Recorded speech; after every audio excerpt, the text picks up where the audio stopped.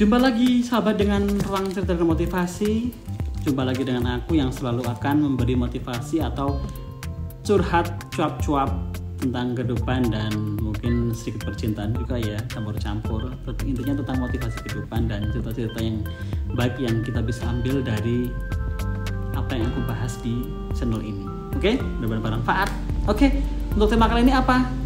Baik, tema kali ini adalah tentang keraguan. Jadi pernahkah kamu merasa ragu dengan dirimu sendiri, dengan kemampuanmu juga, apa yang kamu miliki? Nah, video di kesempatan kali ini akan memotivasi kita ya, biar kita nggak ragu-ragu lagi dalam bertindak, dalam menghadapi diri kita yang selalu kadang-kadang apa sih yang bikin kita ragu, kenapa kita selalu bikin ragu, nggak yakin, insecure, dan merasa takut gagal dan sebagainya. Oke, simak videonya sampai selesai ya. Oke, alasan yang membuat seseorang ragu terhadap diri sendiri dan beberapa cara mengatasinya aku kupas. Kalian tonton videonya sampai selesai, jangan di skip, oke? Nah, ada masa dimana kita mulai mempertanyakan diri sendiri ya, apakah telah melakukan sesuatu dengan cukup baik atau apakah telah berhasil dalam melakukan yang sebelumnya belum pernah dilakukan. Sudah berhasil mengejar target kita apa belum? Sudah merasa berhasil apa belum dalam apa yang kita perjuangkan setiap hari?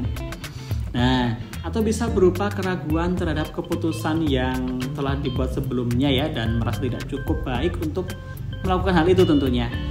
Coba, sikap seperti inilah yang dimaksud sebagai keraguan terhadap diri sendiri. Begitu ya sahabat ya. Kemudian pengalaman di masa lalu ya, ini biasanya juga mempengaruhi ya. Jadi pengalaman yang pernah dirasakan di masa lalu akan sangat mempengaruhi cara kita dalam memberikan reaksi. Nah ini, jadi hal ini terutama saat kita mendapatkan pengalaman buruk yang memberikan dampak negatif tentunya ya, dampak yang berat dalam kehidupan kita. Begitu. Jadi hal yang perlu kita pahami di sini adalah masa lalu yang pernah dilalui tidak pernah bisa diubah ya. Kita tidak bisa mengubahnya dan diulangi atau mengulanginya, begitu. Susah ya. Tidak bisa diubah dan tidak bisa diulangi. Jadi kita harus fokus pada saat ini saja dan pencapaian di masa depan yang kita harapkan akan terwujud, gitu. Jadi positive thinking dari sekarang. Kemudian pendidikan di masa kecil ya. Jadi pendidikan yang kita dapatkan di masa kecil kita akan menentukan ya, atau memainkan peranan besar dalam membentuk kebiasaan dan kepribadian. Biasanya begitu ya. Jika orang tua kita membiasakan bahwa kita tidak cukup baik akan sesuatu, maka bisa jadi ini sangat berpengaruh terhadap kepercayaan diri. Jadi kepercayaan diri kita akan kurang ya.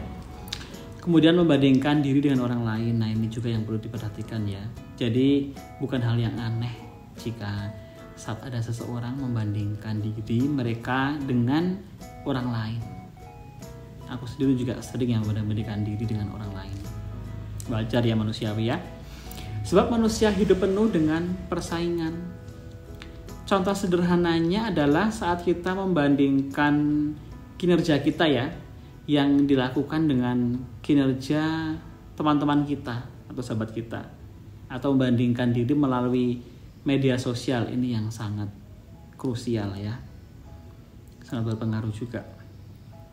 Kemudian perbandingan yang dilakukan bisa dengan mudah membuat kita sometimes merasa iri ya dengan kehidupan orang lain, dan kita jadi berpikir bahwa kita itu tidak melakukan hal yang sama besarnya dengan mereka, tidak sama hebatnya, tidak sama wow-nya dengan apa yang mereka lakukan.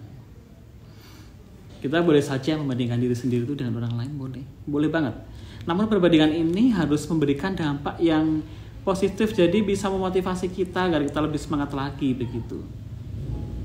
Misalnya saja ketika kita melihat ada yang kurang dalam diri kita, dan ini harus dijadikan sumber untuk memperbaiki diri ya, tentunya harus kita mengembangkan diri, berubah, harus mengubah diri kita agar menjadi lebih baik lagi dari sebelumnya. Ya kan? Gitu. Sampai di sini paham ya sahabat ya? Kemudian ada tantangan baru yang dihadapi. Jadi jangan pernah berpikir bahwa kita itu tidak mampu melakukan sesuatu. Belum dicoba sudah down dulu, sudah merasa menyerah dulu, merasa tidak bisa. Coba ambil kesempatan dulu untuk belajar. Jangan takut menghadapi tantangan baru. New challenge akan apa yang ada di depan kita itu harus dihadapi dan belajar jika kita tidak mengetahui cara melakukannya. Jadi bukan sebuah masalah ya saat kita membuat kesalahan dalam proses belajar. Kesalahan itu wajar, kegagalan wajar. Jadi kalah bangkit, gagal bangkit, salah ya benerin dulu lagi gitu. Ini adalah merupakan cara yang jauh lebih baik ya menurutku dari sebelumnya begitu. Kemudian rasa takut gagal. Jadi rasa ini akan menjadi alasan selanjutnya yang membuat banyak ragu terhadap diri sendiri.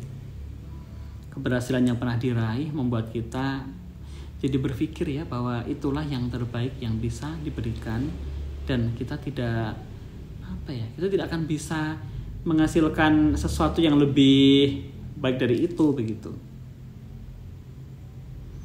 Kemudian hal inilah yang salah sebenarnya dan harus diperbaiki, di mana kita harus bisa mungkin mengungguli ya, melebihi kesuksesan yang pernah kita raih begitu.